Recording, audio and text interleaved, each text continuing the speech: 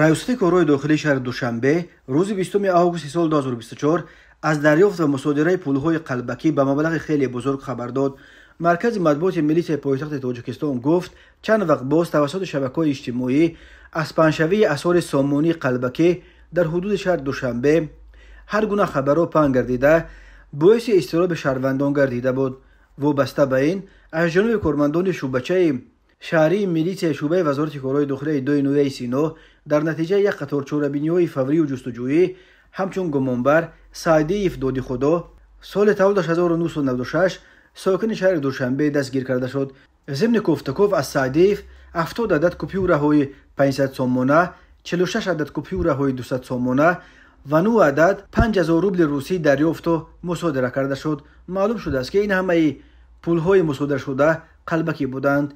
ملیت از آنهایی که مورد فریب این نفر قرار گرفتن خواسته است تا توسط رقم‌های 221 0057 240 0451 به مقامات ملیت پایتخت مراجعت نمایند. این یگانه مورد بازداشت شهروندان در دوشنبه با پولهای قلبکی نیست. روز 1 یولی سال 2024 ملیت پایتخت از بازداشت شهروند کتمردوف تویرشو سال تولدش 1997 ساکن شهر دوشنبه برای به معاملات برآوردن اسعار قلبکی دلار امریکایی خبر داده بود.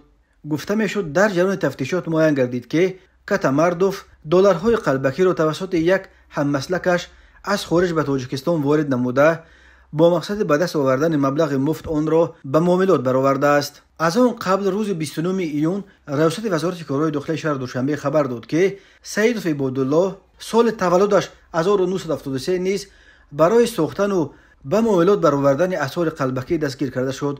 گفته میشد عبادالله سیدوف که قبلا برای قلابی و قاچاق مواد مخدر 3 مرتبه زندانی شده بود بیش از 25 سال عمر خود را در محبس سپری کرده است.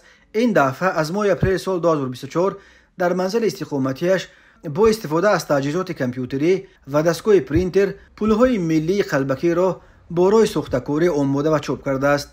از جمله او در 12 ایالت پولهای 50 سومانی قلبکی را توسط ترمینال های بانک دوشنبه سیتی به حملیان الکترونی خود گذرانیده است. ماده 218 کودکس جنایتی تاجیکستان برای ساختن و به معاملات برآوردن پولهای قلبکی همچون جزا از 5 تا 12 سال زندان را مقرر کرده است.